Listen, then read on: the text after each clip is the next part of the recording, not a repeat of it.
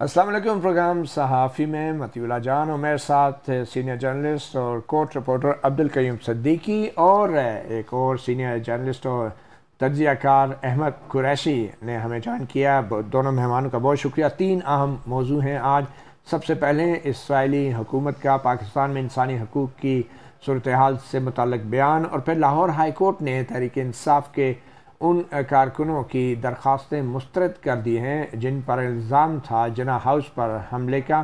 और तीसरा अहम मामला है, वज़ीर आज़म शहबाज शरीफ ने ऐलान किया है कि 14 अगस्त को यानी यौम आज़ादी वाले दिन मौजूदा हुकूमत की मुद्दत ख़त्म हो जाएगी। इन तीनों मामलात में हम बात करेंगे।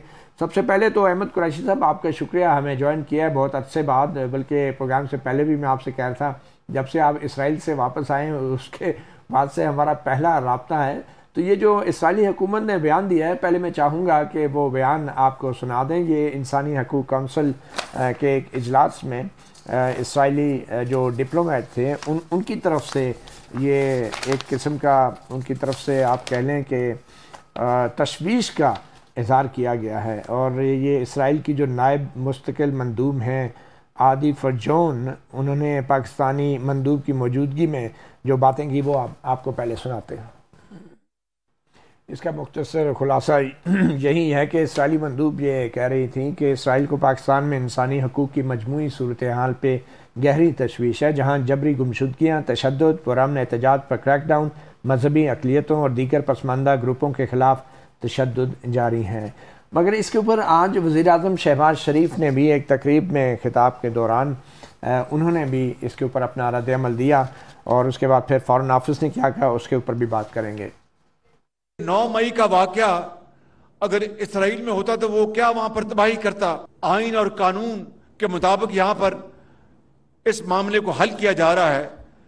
अगर यही बात थी तो फिर 6 जनवरी 2021 को जो कैपिटल हिल में हुआ और उसके नतीजे में जो सजाएं मिली, इसराइल ने उसके बारे में क्यों नहीं बात की। यह है वो साजिश जिसके ताने बाने कहां कहां मिलते हैं। पाकिस्तान के अंदर अगर 9 मई को एक तारीख की बदतरीन एक हरकत हुई है और दोस्त नुमा दुश्मनों ने हरकत की है, तो आइन और कानून आज उसका रास्ता अपना रहा है, तो उनके पेट में क्यों दर्द उठता है।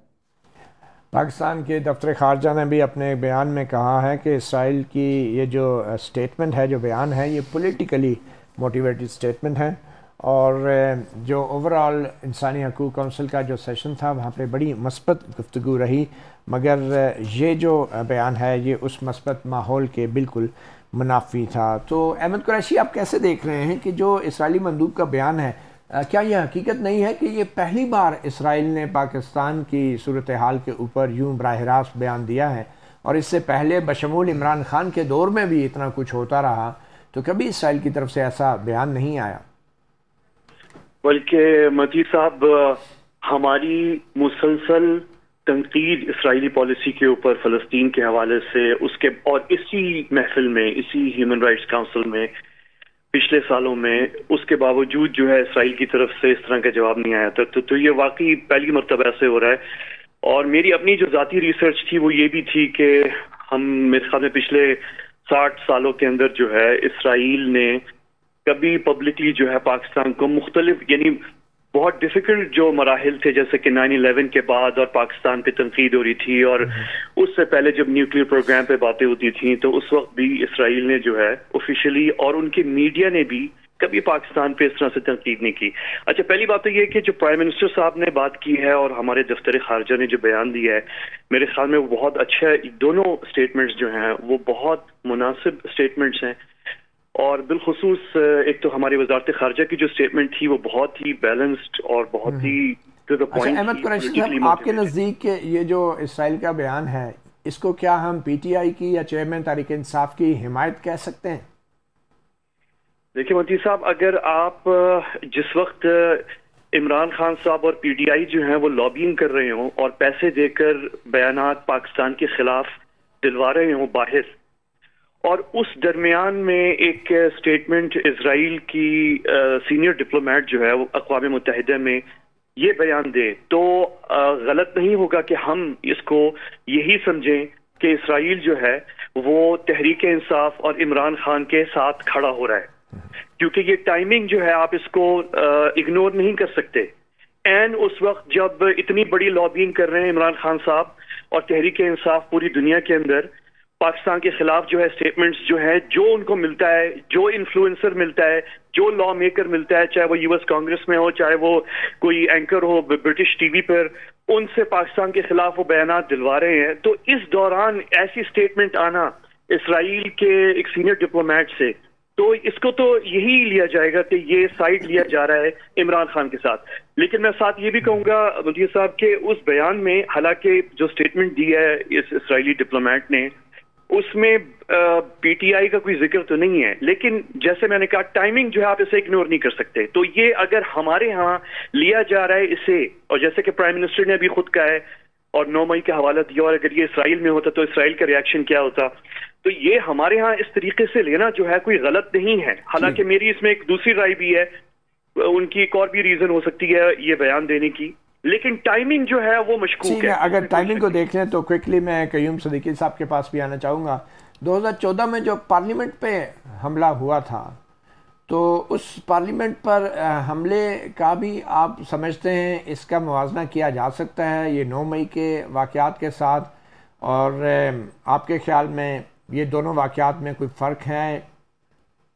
बिल्कुल मुमासलत है, ये तो एक कड़ी है, इसको तो आप इग्नोर नहीं कर सकते। हालांकि हम में से, मैं भी अपने आप को उसमें शामिल करूंगा, हम में से बहुत से लोग थे जो उस वक्त समझ रहे थे कि शायद 2014 में जो प्रोटेस्ट हो रहे थे और जो धरने किए थे तहरीक इंसाफ ने और इमरान खान साहब ने, वो शायद एक पॉलिटिकल एक्सप्रेशन, एक लेजिटिमेट जायज पॉलिटिकल एक्सप्रेशन है। हमें से बहुत से दोस्त इस तरह, हमें बहुत से लोग ये समझ रहे थे उस वक्त। लेकिन जब हमने इसका नतीजा देखा कि जो हमने पाकिस्तान की पार्लियामेंट पे 2014 में जो हमला किया गया और पीटीवी पे किया गया, उसका नतीजा हमने देखा अब 2023 में, तो आज एक्चुअली हमें से अपने बहुत सारे गुनाह जो है हमें याद आ रहे हैं कि हम में से उन लोगों ने जिन्होंने इसको इजाजत दी कि ये चीज 2014 में हो, तो उसका नतीजा आज हम 23 में हमने ये भुगता है कि हमने अपने कौमी सिंबल्स और कौमी इमारतें, रेडियो पाकिस्तान, जिन्ना हाउस, इन पे हमले आज देखे हैं और दुनिया के सामने जाहिर है हमारा मजाक बनाए और हमारी जग हंसाई हुई है। तो ये इतने बड़े 2014 और 23 में बिल्कुल मुमासलत है जी। अहमद कुरैशी, इतने बड़े गुनाह का एतराफ़ करने के लिए भी बड़ा दिल जिगरा चाहिए। आपने जो अभी 8-9 साल बाद इतने बड़े गुनाह का एतराफ़ किया है, तो इसका कफ़ारा आपके ख्याल में कैसे अदा होना चाहिए? इस सवाल में थोड़ी देर बाद आपसे पूछूंगा। पहले मैं कयूम सदीकी की तरफ आता हूँ। कयूम सदीकी साहब, कैसे लग रहा है अगर इसराइली एक मंदूब ने बयान दे दिया है, तो क्या हम कह सकते हैं कि कोई पीटीआई का या तहरीक इंसाफ के चेयरमैन का कोई इसराइल से रब्ता है? क्या माजी में कोई ऐसी आपको नज़र आती है कोई कहानी की जिससे आपको लगे कि इसराइल ने ख़ास तौर पे जो है तहरीक इंसाफ के लिए ये बयान जारी किया? मतीला जान साहब, अभी रिसेंट पास्ट के अंदर जो है वो कौन सा वाक़या हुआ पाकिस्तान की तारीख के अंदर सिवाय 9 मई के और तो कोई ऐसा वाक़या नहीं है। हाँ, और भी दूसरी तीसरी चीज़ें हैं जहाँ पे ये मामलात होते रहते हैं। वो जो हिंदुओं वाला मामला है या इधर इस तरह की चीज़ें इक्का दुक्का होती रहती हैं ह्यूमन राइट्स के हवाले से। लेकिन जो स्पेसिफिकली ये बात करना है, अगर आप जाएं तो मुझे याद पड़ता है कि पार्लियामेंट के अंदर भी जब पीटीआई की हुकूमत थी तो उस दौरान में भी कि एक शायद एमएनए थी, उन्होंने कुछ ऐसा बयान दिया था और उस दौर के अंदर भी कुछ कोशिशें की जा रही थी कि राब्ते जो है वो इसके सतह से हों। ज़ाहिर एक फॉरेन पॉलिसी के हवाले से क्या पॉलिसी होती है वो तो स्टेट की पॉलिसी जो होगी सो होगी, आया वो दुरुस्त है या गलत है। लेकिन इस वक्त तो हमारी पॉलिसी तो यही है कि इसराइल जो है वो हम उसको फ़लस्तीन की वजह से रिकग्नाइज़ नहीं करते हैं। और फ़लस्तीन जो इसराइल जो फ़लस्तीनियों के ऊपर गाज़ा में और जिस तरह की बर्बरियत वहाँ पे है उसकी कंडेमनेशन तो होती रहती है, हम भी करते हैं और वो भी करते हैं।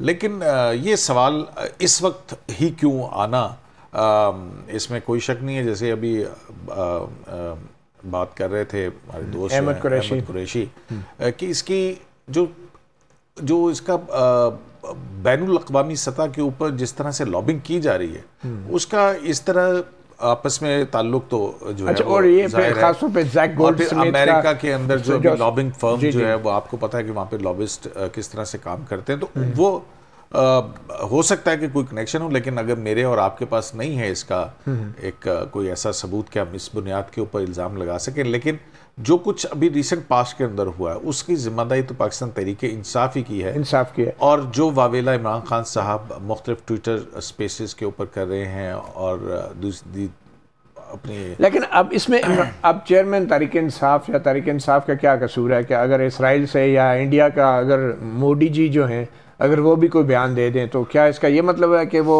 चेयरमैन तहरीक इंसाफ या तहरीक इंसाफ के हक़ में बात कर रहे हैं या कोई उनका आपस में कोई नेक्सस है? कोई इसका ये मतलब तो नहीं लिया जा सकता। आप नहीं समझते एक सियासत भी हो रही है और ख़ासतौर पे वज़ीर-ए-आज़म शहबाज शरीफ ने साहब ने जिस तरह उसको जोड़ने की कोशिश की है, तो क्या ये सियासत नहीं है? मतलब आप उसका काउंटर आर्गूमेंट ये है कि आप ये कह रहे हैं कि जो वो इज़राइल जो है वो इस बात की कर रहा है कि पाकिस्तान के अंदर अगर हम तहरीक इंसाफ के हवाले से बात करेंगे तो उससे जो है वो तहरीक इंसाफ को कोई वो होगी, ये लिहाजा तहरीक इंसाफ के खिलाफ इसराइल भी साजिश कर रहा है। तो ये नहीं, ये सियासत तो है ना, नहीं सियासत, क्योंकि इसमें नाम तो कहीं नहीं है ना तहरीक इंसाफ का। मतीउल्लाह जान साहब, मुझे एक बात बताइए कि जब इमरान खान साहब बहुत सारे इल्ज़ामात जो हैं एक दूसरे के ऊपर लगाते थे, अभी आप ले लें कि अभी अपने कत्ल की साजिश का इल्ज़ाम वो किस शख्स के ऊपर से कहाँ नहीं लगा चुके हुए। लेकिन करीम साहब ये जो जुमला मैं पढ़ देता हूँ, एक सेकंड, ये बड़ा ज़रूरी है। ये कह रहे हैं जबरी गुमशुदगियाँ एक जनरल इशू है, पुराना इशू है, और तशद्दुद पुरअमन एहतजाज पर क्रैकडाउन उन्होंने कोई नाम नहीं लिया। हम ये कह रहे हैं दुनिया को कि ये 9 मई के वाक़यात के बारे में बात हो रही है, वो नहीं कह रहे, हम कह रहे हैं। अब ये बताइए, अब पुरअमन एहतजाज पे क्रैकडाउन जो है वो हम कह रहे हैं कि 9 मई के कौन सा पुरअमन एहतजाज हुआ है रिसेंटली, बता दीजिए आप मुझे।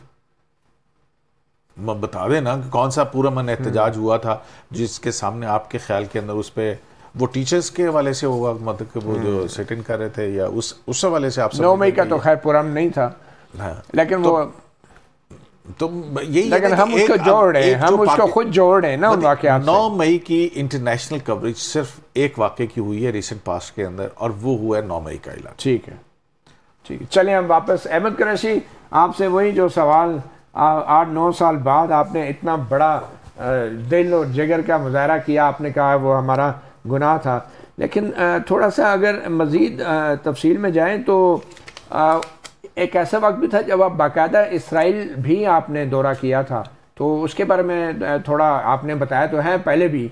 तो आपके ख्याल में इसराइल की बातों को अहमियत नहीं देनी चाहिए, और इसराइल हमारे सियासी मामलात में अगर मुदाखलत कर रहा है और ख़ास तौर पे PTI की हिमायत में बात कर रहा है, तो फिर ऐसे ममालिक के साथ हमारे सफारती ताल्लुकात हैं भी नहीं और हमारा पासपोर्ट कानूनी इजाज़त भी नहीं देता, तो किन हालात में आपने फिर इसराइल के मुल्क का दौरा किया? नहीं मतुल्लाह जान, मेरा जो है मिडल ईस्ट के अंदर, आपको पता है मेरी पैदाइश कुवैत की है, और कुवैत जो है वो फ़लस्तीनी डियास्पोरा का सबसे बड़ा गढ़ था उर्दून के बाद, और मैं पला बड़ा हूँ फ़लस्तीनियों के दरमियान, और हमारे इंटरव्यूज़ और ये मीडिया के अंदर आने के बाद जो है फ़लस्तीनी हमास, आपको पता है PTV में रहते हुए मुशर्रफ साहब के दौर में हमास के वज़ीर ख़ारजा का पहला इंटरव्यू मैंने किया था, और वो पाकिस्तान में पहला इंटरव्यू था हमास के वज़ीर ख़ारजा का, और वो PT पे शाया हुआ था, और वो मैंने किया था 2006 में जब हमास की हुकूमत बनी थी गज़ा के अंदर। और इसी तरह मिडल ईस्ट के अंदर 1990 से मैं इसराइली मेंबर्स ऑफ पार्लियामेंट और फ़लस्तीनी PLO और इस तरह के इंटरव्यूज़ कर, तो ये मेरा तो काम का एक सिलसिला था, और ये इसका पाकिस्तान से कोई ताल्लुक नहीं है। मैं जो विजिट करने गया था वो किसी और हवाले से था। अनफॉर्चुनेटली इमरान खान साहब ने और डॉक्टर शरी मज़ारी साहिबा ने जो है इत्तेफाक से वो टाइमिंग उसकी वही थी जिस वक्त इन्होंने ये ड्रामा रचाया था साइफर का और अमरीकी साजिश, और उसमें इनको लगा कि शायद ये फायदेमंद है, इसको उन्होंने उछाला पाकिस्तान में इमरान। और मैं तो ये हमेशा कहता हूँ मती साहब के जितनी बड़ी डिबेट पाकिस्तान में ताल्लुकात इसराइल के साथ के हवाले से इमरान खान साहब ने करवाई और तहरीक इंसाफ ने करवाई, वो तो किसी ने नहीं की। यानी किसी ने आज तक पाकिस्तान में डिबेट नहीं करवाई कि हमारे ताल्लुकात इसराइल से लाजिम है और होने चाहिए या हो रहे हैं। ये इमरान खान साहब ने एक कारनामा कर दिया पिछले साल, जब उन्होंने ये मेरी अपनी एक अलग मिडल ईस्ट का काम या जर्नलिज्म या जो भी हम वहां पे काम कर रहे हैं, अब्राहम अकॉर्ड्स हो रहे हैं, उस पर कवरेज हो रही है, मेरे इंटरव्यूज हैं वहाँ अरबी मीडिया में पब्लिश हो रहे हैं। मेरा आपको पता है कि अरबिक मीडिया के अंदर मेरा काम है और बहुत पुराना है। तो इन्होंने जो है पीटीआई ने, तहरीक इंसाफ ने और इमरान खान साहब ने, मैंने पिछले साल भी कहा था कि कोई मुशर्रफ साहब जो है पाकिस्तान में इसराइल के हवाले से वो बहस नहीं करवा सके, हालांकि उन्होंने अच्छा चले की कोशिश बिल्कुल की। आपने ये बात कर दी कि पहली दफा इमरान खान के दौर में इसराइल के साथ ताल्लुकात बहाल करने के हवाले से बहस का बाकायदा आगाज़ किया गया। अब थोड़ा सा ये बता दें कि जो आपने माजी का जिक्र किया 2014 में, जब आप समझते थे कि इमरान खान जो भी कर रहे हैं वो बड़ा दुरुस्त कर रहे हैं, तो क्या वो सिर्फ इमरान खान थे या उनके पीछे जनरल बाजवा और जनरल फैज़ की इस्टेब्लिशमेंट भी थी? उस हवाले से भी थोड़ा आप कुछ बात करना चाहेंगे या कुछ एतराफ़ात करना चाहेंगे? देखिए, हमने मती साहब अब तो बहुत सारी बातें हो चुकी हैं, लेकिन मैं ये इजाफा ज़रूर कर दूं कि हमने बहुत टाइम ज़ाया किया है इस विच हंट में कुछ सियासतदानों के खिलाफ, जिससे मुल्क को बहुत नुकसान हुआ है। हमारे यहाँ जो विच हंट एक शुरू हुई थी बेनज़ीर भुट्टो शहीद के खिलाफ, और फिर बाद में नवाज शरीफ साहब के खिलाफ, आसिफ जरदारी साहब के खिलाफ। मुझे ये बताएं ना कि उस विच हंट में क्या जनरल फैज़ और जनरल बाजवा का रोल था? नहीं, उसमें बेशक बिल्कुल था, तो कोई ढकी छुपी बात तो नहीं है, बिल्कुल था। और एक देखिए, एक मती साहब, ये सिर्फ मैं कहूँ कि एक एस्टेब्लिशमेंट के अंदर एक फला जनरल और फला जनरल नहीं, ये एक माइंडसेट है हमारे, ठीक है, एक माइंडसेट है जिसका हमने बड़ा नुकसान उठाया। ये माइंडसेट बाकी है या नहीं? मेरे ख्याल में इमरान खान साहब ने एक अगर कोई पॉजिटिव कंट्रीब्यूशन की है पाकिस्तानी सियासत में, तो वो सिर्फ इतनी है कि उन्होंने सब पे अय्यां कर दिया कि ये माइंडसेट जो है सबको अंदाजा हो गया कि ये खत्म होना चाहिए। और चेयरमैन तहरीक इंसाफ खुद भी उस माइंडसेट के बेनिफिशरी रहे हैं, वाज़े तो उन्होंने मालूम नहीं जानते बूझते हुए या ना चाहते हुए किया। एक छोटी सी ब्रेक लेंगे, ब्रेक के बाद बात करेंगे। वज़ीर आज़म शहबाज शरीफ ने यौम आज़ादी के दिन अपनी हुकूमत के ख़ात्मे का ऐलान किया है, यानी इलेक्शंस के लिए। एक छोटी सी ब्रेक के बाद इस पर बात करते हैं। Welcome back.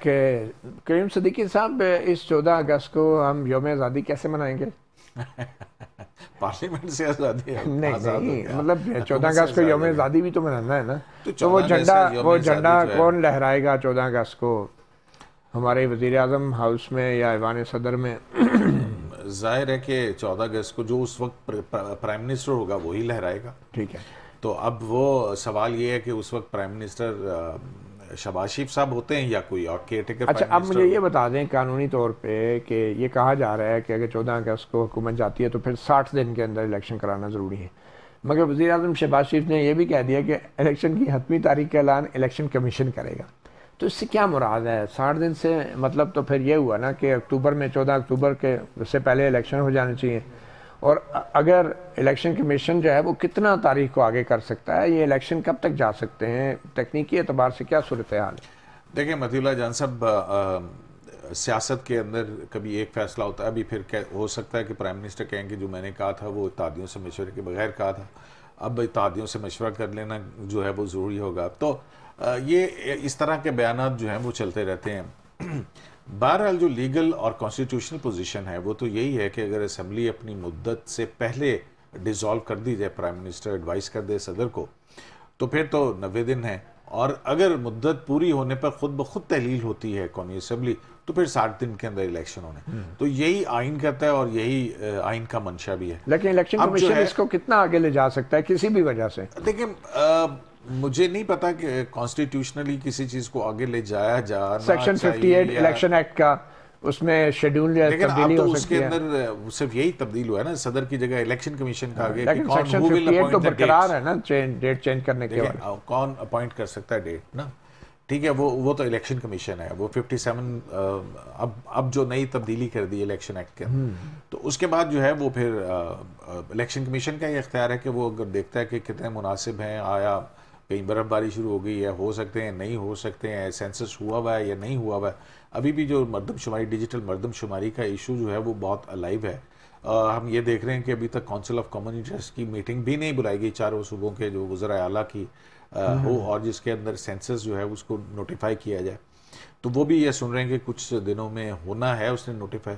अब उसके बाद फिर जो है जब ये सेंसस नोटिफाई हो जाता है तो फिर एक मखसूस मुद्दत है जिसके अंदर डिलिमिटेशन होनी है।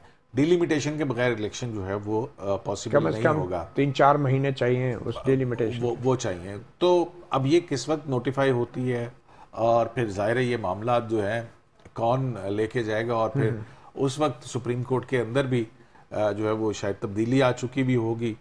और उमर अता बंदयाल साहब का अभी वो जजमेंट आना है जो कि 14 मई को इंतखाबात के हवाले से उन्होंने कहा था।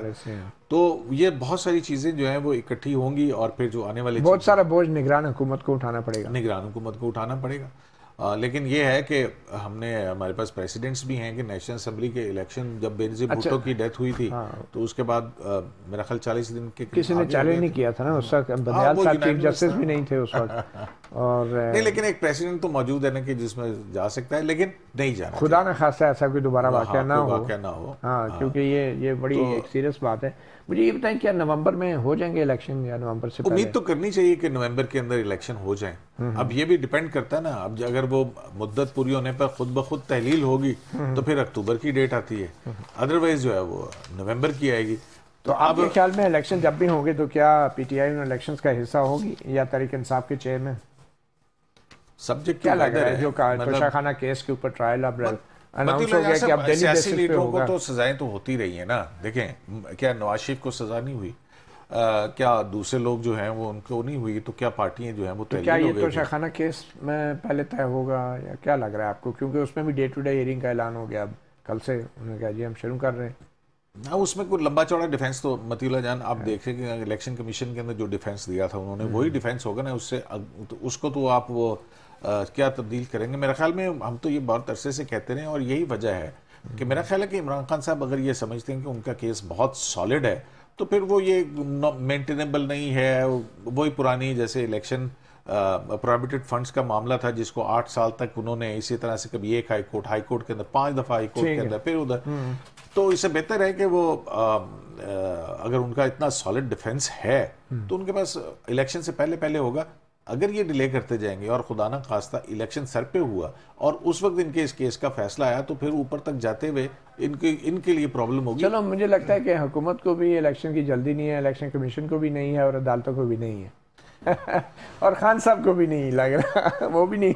हाँ, अब देखें ना, वो जो मुज़ाकरात हो रहे थे उसकी तो तफसीलात अब सामने आ रही ना। उस मुज़ाकरात के एक पार्टिसिपेंट्स जो हैं उन्होंने ये बताया कि एग्री हो गए थे कि किस तारीख को इंतखाबात होंगे। वो जो सरदार काशिफ की आइनी दरख्वास्त आई थी और उसके बाद मुज़ाकरात हुकूमत और पीटीआई के शुरू हुए थे, उसमें कई ऐसे सेशंस भी हुए थे और फिर ये सारी चीज़ें तय हो गई थी। कभी अली ज़फ़र साहब से आप पूछिएगा कि कौन सी, सिर्फ मेरे ख्याल में 4 हफ्ते का वक्त था कि पहले उन्हें या बाद में, फिर खान साहब ने, लेकिन इमरान खान साहब जो हैं उन्होंने कहा नहीं 14 मई को इलेक्शन होंगे। तो बस वो चलें, आप 14 मई को करा लेंगे फिर। हाँ, यही हो सकते हैं। मतलब आप ये देखें ना कि आज खुद नोटिस लेके इलेक्शन करवाने के बजाय इलेक्शन डिले हो गया। एक छोटी सी ब्रेक लेते हैं और ब्रेक के बाद हम बात करेंगे लाहौर हाई कोर्ट में आज तहरीक इंसाफ के कारकुनों की उन दरख्वास्तों को मुस्तरद किया गया है जिन दरख्वास्तों में कहा गया था कि उनकी जो गिरफ्तारी है और उनकी जो हिरासत है वो गैर कानूनी है और उनको बरी किया जाए। मगर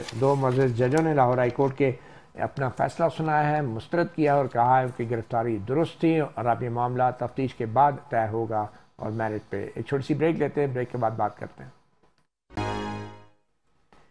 तो जनाब, लाहौर हाई कोर्ट ने मुख्तसरन ये बात की है कि जो तहरीक इंसाफ के कारकुनों की गिरफ्तारी थी, ख़ास तौर पे जिन्ना हाउस के ऊपर हमले के हवाले से, वो दुरुस्त थी और अभी तफ्तीश जारी है।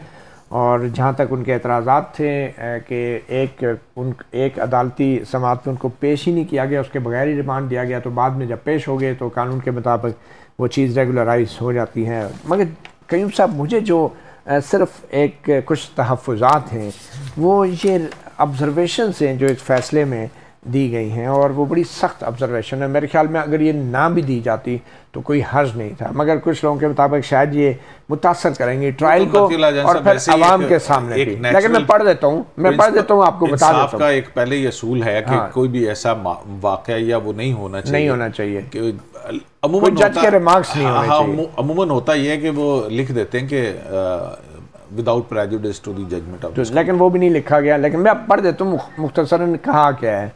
ये जस्टिस बाकिर नजफी हैं और जस्टिस अमजद रफ़ीक हैं। उनके ये जो फैसले में ऑब्जर्वेशन है, 9 मई के वाक़े से न सिर्फ सिविल अदालती निज़ाम को चैलेंज किया गया है बल्कि इससे एक गुस्से भरे हजूम की ख़तरनाक और शिद्दत पसंदाना हालत और अदम बर्दाश्त जो है वो बेनकाब होती हैं। और हमारे हम वतनों ने 9 मई से पहले कभी भी जिना हाउस जैसे गैर मतनाज़ा एक अलामत के साथ ये सलूक होता नहीं देखा था।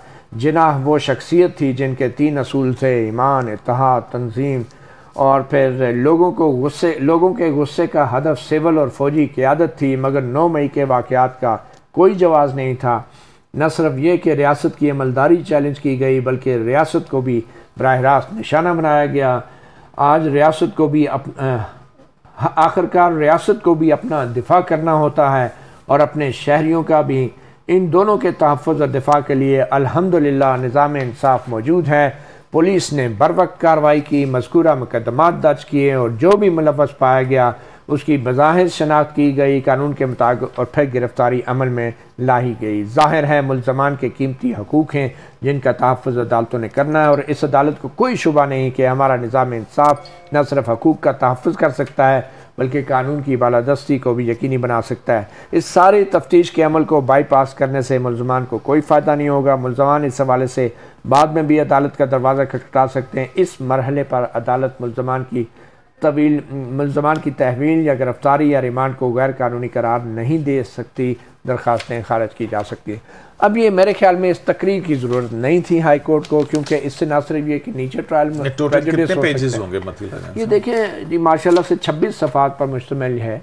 लेकिन जो वो सिंपल ये कहते हैं कि भाई डिसमिस्ड, तफ्तीश हो रही है, कोई गैर कानूनी चीज़ नहीं है। इसमें तकरीर करने से एक किस्म का मीडिया ट्रायल नहीं हुआ। मीडिया ट्रायल के अलावा भी मतीउल्लाह जान साहब हमारे यहाँ जो है ना वो एक मैं क्या कह सकता हूँ कि हमारे फाजिल जज साहिबान जो हैं वो कानून और उससे हट के जो है ना बहुत सारी उसकी क्रीज से निकल के बहुत ज़्यादा खेलना शुरू कर दिया। एक वजाहत ज़रूर कर दूं कि ये जो उन्होंने कहा है एक वजाहत, हाँ, इसमें कोई शुबा नहीं है, ये बातें दुरुस्त हैं, लेकिन शायद हाई कोर्ट के जजेस को नहीं करना। देखिए मतीउल्लाह जान साहब बात यह है ना कि कोई भी प्रिजनर है या एक्यूज़ है उसके अपने भी राइट्स तो हैं ना, जिसको खुद तस्लीम कर रही है फाजिल जज साहबान अपने इस फैसले के अंदर तस्लीम करें कि उनके हकूक़ जो हैं बड़े कीमती हैं और वो अगले मरहले पर भी अदालत के अंदर आ सकते हैं। बाकी ये जो है अदालत ने तो कानून और उसको देख के रखना है कि हाँ ठीक है, इंक्वायरी स्टेज के ऊपर जो है वो एक हमारा केस लॉ है, नहीं अदालत मुदाखलत करती उसके उसमें, तो उसको इस हद तक रखा जाता। लेकिन क्योंकि और अदालतें कोशिश तो यही करती हैं कि इवन पनामा के केस था, आपको पता है, रिव्यू के अंदर फिर जो ऑब्जर्वेशंस दी थी और फिर उसके बाद अदालत अमूमी तौर के ऊपर वो लिख देती हैं कि हमारे इन ऑब्जर्वेशन से प्रेजुडिस हुए बगैर मेरिट के ऊपर फैसला करें। ठीक, तो मेरा ख्याल है कि वो ज़रूर लिख देना चाहिए। ठीक है कि कुछ होंगे वाक़यात ऐसे ही हैं जैसे कि रिपोर्ट हुए हैं, उसमें ये सारा कुछ हुआ होगा, आर्गूमेंट हुए होंगे, लेकिन अदालतों को या जज साहिबान को ये मेरा ख्याल है कि ये इजाफी रिमार्क्स हम कह सकते हैं उसको, केस के मेरिट्स तक अपने आप को महदूद रखते ताकि किसी एक्यूज़ का मामला जो है वो प्रेजुडिस ना हो। आपको लगता है कि इन रिमार्क्स से ट्रायल प्रेजुडिस हो? हाई कोर्ट देखें मतीउल्लाह जान साहब, हाई कोर्ट की जजमेंट जब आप नीचे सेशन जज के सामने रखेंगे तो सेशन जज की तो वो ये नहीं कर सकता ना कि मैं ये नहीं कर सकता हूँ या मैं नहीं मानता हूँ ये जो कहा गया है। उसने बहरहाल अपने केस के मेरिट्स, क्योंकि देखिए ना सिर्फ ये कि ये तो वो केसेस है ना जो इंसदादे दहशतगर्दी की अदालत में, जिसमें खदीजा शाह का भी केस है जो कि मरहूम आर्मी चीफ की जो है नवासी हैं और उनकी भी दरख्वास्त मुस्तरद हुई है और 4 दूसरे लोग हैं।